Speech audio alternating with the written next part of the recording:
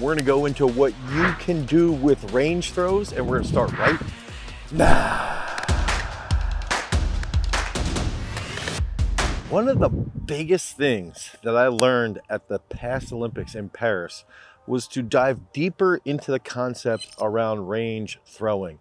And so you can actually see right behind me, we've got Legend Hayes here. Legend just competed at the Olympic trials this past summer, and that was his second Olympic trials. And one of the big things that we've sort of learned, and I had originally talked to Eric Sullins about this and then peppered Ryan Krauser with a whole bunch of questions right before the Olympic final in the discus, was to dive deeper into range throws. And we ended up using these range throws, and I'm going to describe everything here shortly, at our summer camp, and had huge results. And now we've figured out a way that we can piece this into our periodization. And so some of the big concepts that I think about is that first, defining range throwing. Okay, so if we can look at range throws as taking an implement in a specific weight and then identifying a distance, okay, and trying to say, like, if we have this designated distance, okay, so let's just say that you are a 50-foot shot putter and you're throwing in practice 45 feet. Let's just say in that case that we would take 40 to 44 feet and say, okay, I want 20 throws in this range. Some of the big things that you'll end up seeing, and I think that from what I've learned in regards to weightlifting, is that a lot of the range throwing is that it provides this intent, okay? And so a lot of times intent in throws is just throw as hard as you possibly can. Literally, like just throw as hard as you can, especially when you're dealing with high school kids. Now, where I'm going to go with this is that if we can dial in high school kids to be more technically focused and to throw with an intent to put the implement in a specific area, that makes their technical execution a little bit more effective. It makes them a little bit more efficient. And so that's one of the big concepts around range throwing, is that they learn a little bit more control over their movements.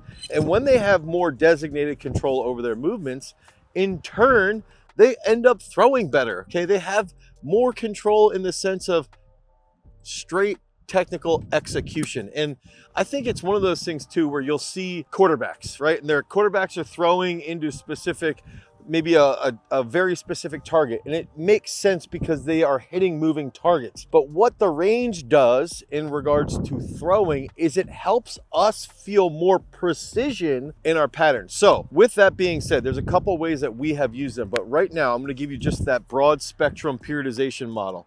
Okay, so one day out of the week, let's say in the beginning of the week, we can hit slam throws. So then throughout the week, we will try to hit 2 range throws, 2 drill days, and then another slam. So what this means is that in this case right now, to my left, right there's just some pylons that we've got set up. And so these are established based off of the distance that Legend has thrown with this implement, okay? So he's throwing this implement, and we know that if we can take about 80 to 85% of his best, and sometimes we think that this could be lower, okay, 77 to 85. Sometimes it might be higher depending upon the season, depending upon the time of year. But what we're doing is we're saying, okay, let's take 80 to 85%, and we're gonna establish a range based off of this. And I want 25 throws landing precisely in this area based off of the technical movements that we're working on. And so you can even see here, Legend right now, he's working on some positions out of the back with bending, keeping his right knee rotating more, keeping his right heel rotating more grounded, and then after he picks up, getting wider. Okay, so if we can focus on these technical patterns, once we grow from those technical patterns, I want to see what Legend's doing here. Once we can grow from these technical patterns, then we take the pattern and we execute it over and over and over and over again with the range. Because now the purpose is to put the implement there. And one thing Ryan had even mentioned, Krauser had even mentioned, like throwing 18 to 19 meters in some cases, like just very lightly, gently putting it there, but making sure the movement is as precise as possible, almost putting as minimal effort in to throw a specific distance. So in this case, I think some of the downfalls here is that as throwers, we're so wired to throw as hard as possible, constantly. So there's a couple things that comes into play. People don't want to throw lower ranges right off the bat. Okay, they have this hesitation. They don't want to throw shorter distances off the bat. The other thing is they want to be yelling and screaming on those movements because we're just wired to try harder and instead of wired. So we're wired to try as hard as possible instead of looking at it and saying, there's days that we try as hard as possible, but there's days that we have to imprint and overlay really, really good quality movement. Okay, so that's the concept that we're looking at here. Some athletes will say, well, what about, why can't we extend this distance, extend this range, make it longer? Why can't we make it 95% to 100%?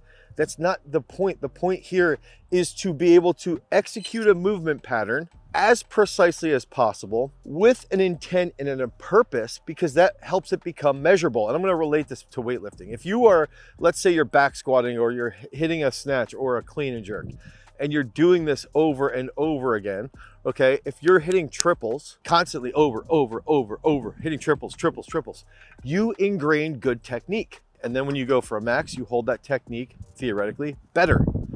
In this case, the range throws are helping imprint that technical pattern so that you're consistent, so that you're opening properly out of the back, you're staying grounded, you're letting the left foot open a little bit more while you're grounded, and you're not falling into the middle of the circle.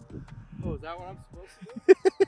And then what ends up happening is, I believe that some of these other layers is that as periodization progresses throughout the year, we can play around with the range throws so that we can use them as a day for a recovery. So if we have a lighter range day, but we still have good technical execution, maybe we can use them at a higher intensity and then see if we can establish a range. Okay, so let's say theoretically we do an 85 to 90% range on an implement, and then you do that for 12 throws, and then that leads to, okay, now you have a 12 throw buy-in, now that leads to 12 slam throws. We can start to play around with these things, okay, and we can really start to see what's going to elicit a better response for a specific athlete. But the big factor here is that take the implement. So if you throw a 2K, or if you throw a 12 pounder 50 feet, use that PR, start at like 78 to 84% distance. That's the range that you have to land 25 in. And I'm going to relate this back to the story that I shared with everybody at our summer camp, is that when we did this at summer camp, we had 20 throws in the ranges. Everyone was so focused on just getting those 20 throws, just getting those 20 throws, just getting those 20 throws. They were so excited to get 20 throws into that range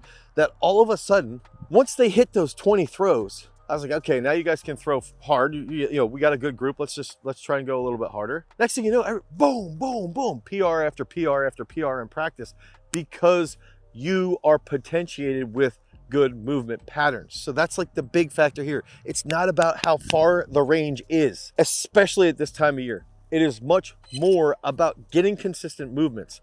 In a sport like discus throw or in weightlifting, you know, especially discus throw here, it's hard to turn things into consistent reps because there's no like eccentric, concentric. It's you're out in the open, right? And it's very, very challenging. I just want to make sure here.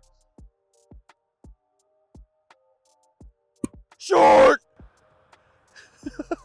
So once we can take a sport like discus and make it these repetitive reps, now the reps mean more compared to what you were doing prior. Okay, so that's the big concept here, is make the reps mean more, execute the technique based off of 2 to 3 specific goals. Don't ignore this in training. Try to implement this at least twice a week.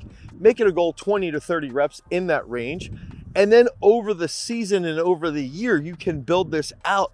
And the other big factor here, one more thing, is that when you get into the range session, establish a specific cue and establish a goal for the day. Okay, this is my specific cue that I'm going to hit. This is my specific goal. This is how many throws I want it to take. You know, if I have to get 25 in this range, I want to get 27 out of 25 throws in that range, minimal errors. And that's the big factor, is that you decrease your errors in movement, and it's easier to do that at lower speeds. So legend right now is like 30, 40 centimeters off on 2 throws. But if we can if we can minimize errors at a slower speed, then as we build up speed and intensity, we just turn the dial up and we execute with that ingrained technique. That's the big concept here with the range throws. So try these out today. Go out to practice 20 to 30 throws at 78 to 85% of your best. Do that over and over again. Build up over consistent weeks. And at the end of the season, you're gonna hit monster PRs. Head over to throwsuniversity.com if you guys want programming that's customized. If you want a program that's going to help you with lifting, use our strength training app, Peak Strength, by going to peakstrength.app, the Google Play Store, or the Apple iOS Store. Peace.